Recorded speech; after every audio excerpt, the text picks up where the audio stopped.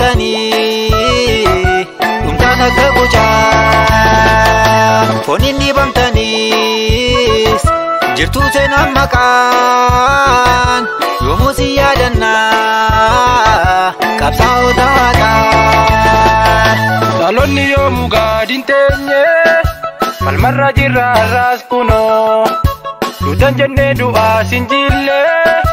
Hininnannee obsamuu rannoo Isa sillaafis tarraaktanii Idda jirree hundeen buqqifnaa Geebafaa jibiilisummaa Maqaa keessanii non dhaabbannaa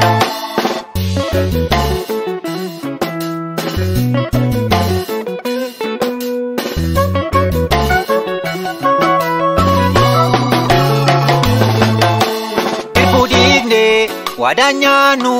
haadha qabsoof harkaan laannu gumaa baasna malee